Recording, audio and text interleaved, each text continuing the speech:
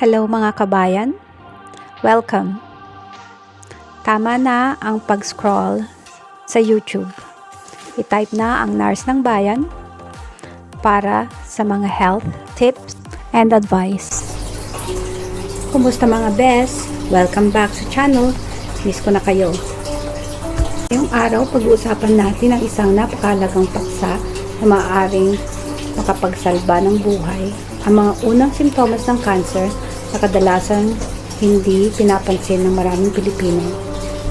Ang cancer ay isa sa mga pangunahing sanhi ng pagkamatay, pero ang totoo, maraming kaso ang maaaring maagapan kung bibigyan lamang ng pansin. Sa kasamaang palad, marami ang iniisip ng mga simptomas na ito ay normal, dulot ng simpleng karamdaman. Samahan niyo ako hanggang dulo ng video dahil ang kaalaman sa mga senyales na ito ay maaaring makapagsalba ng inyong buhay o ang buhay ng taong mahal mo. Bakit nga ba hindi pinapansin ng mga tao ang mga senyales ng cancer? Bago natin isa-isahin ang mga sintomas, unawain muna natin kung bakit maraming Pilipino ang madalas na hindi na ito pinapansin. Kakulangan sa kaalaman. May mga tao na talagang hindi alam ang mga sintomas ng cancer. Problema sa cancer at pananalapi. Marami ang umiiwas magpa-check up dahil sa gastusin. Paniniwala sa kultura, iniisip ng ilan na ito'y simpleng pagod, lamig o karaniwang sakit lang. Takot. Marami ang natatakot malaman ang katotohanan. Pero tandaan, kapag maagang natukoy ang cancer, mas mataas ang tsansa ng paggaling at kaligtasan.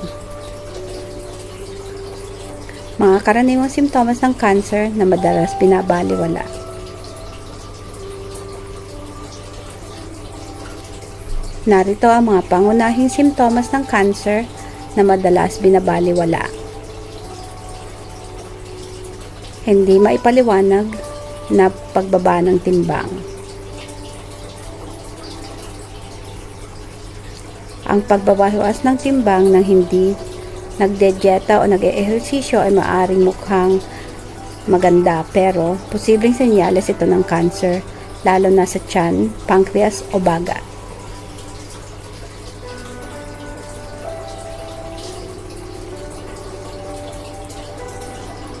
Palagi ang pagkapagod.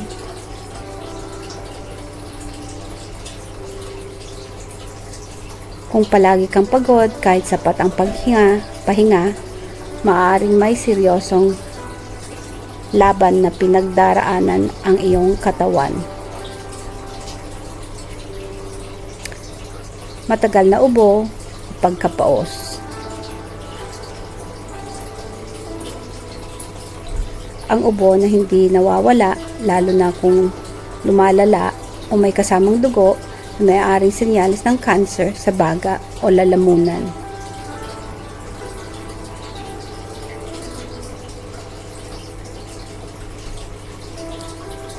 Hindi pangkaraniwang pagdurugo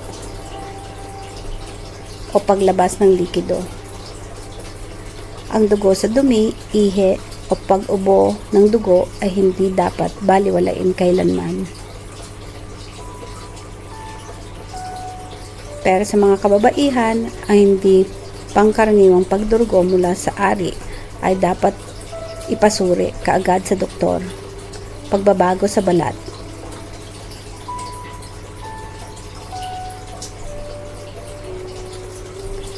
Ang mga bagong nunal o pagbabago sa laki, kulay, o hugis ng mga ito ay maaaring senyales ng skin cancer. Mag-ingat din sa mga sugat na hindi gumagaling. Hirap lumunok o palagi ang pagkabusog o pagsusuka. Maaring ito ay mga senyales ng cancer sa esophagus o tiyan. Bukol o pamumukol sa katawan.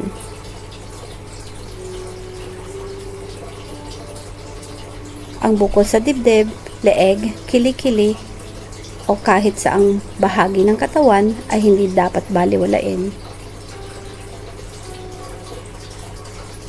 Maraming kaso ng cancer ang nadidiskubre sa ganitong paraan.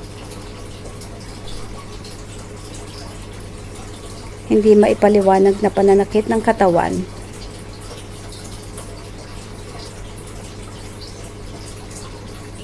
Ang palagi ang pananakit ng katawan na walang malinaw na dahilan ay maaaring may kaugnayan sa cancer. Pagbabago sa pag-ihi o pagdumi.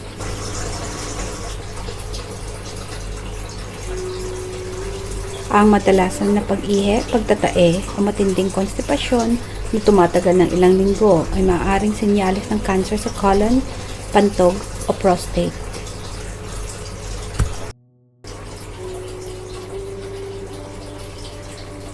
Palagi ang lagnat o pagpapawis sa gabi.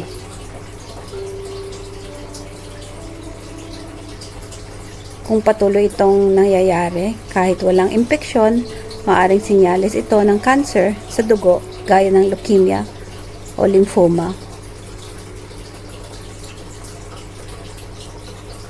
Tandaan, ang pagkakaroon mga sintomas na ito ay hindi agad nangangahulugang may cancer ka, pero kung patuloy itong nararanasan, mas mabuting magpakonsulta sa iyong doktor bago mahuli ang lahat.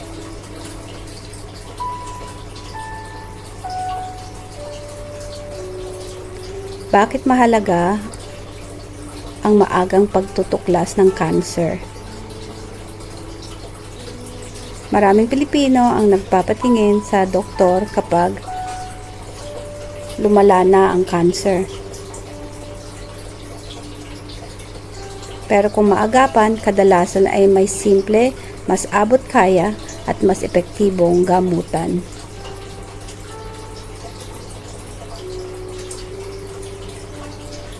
Ang regular na papapasuri, mga screening at pakikinig sa sinasabi ng iyong katawan ay tunay na kapagpapaligtas ng buhay. Ano ba ang maaari mong gawin?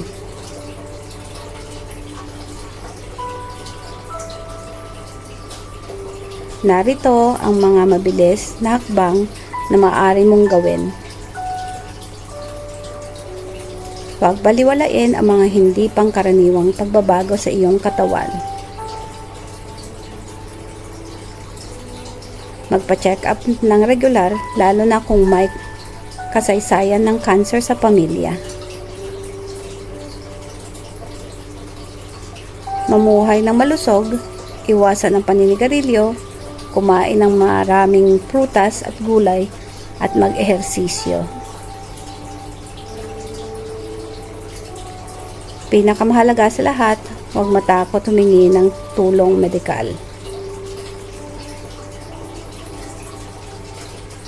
Nakakatakot ang cancer, pero ang kaalaman ay ang kapangyarihan. Sa pagiging mapagmatsyag sa mga simptomas at agarang pagkilos,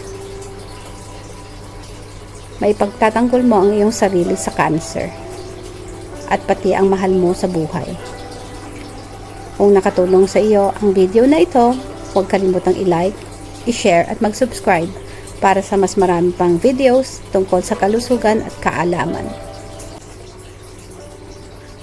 At kung may paksa tungkol sa kalusugan na gusto nyong aking i-research, i-comment lang sa ibaba.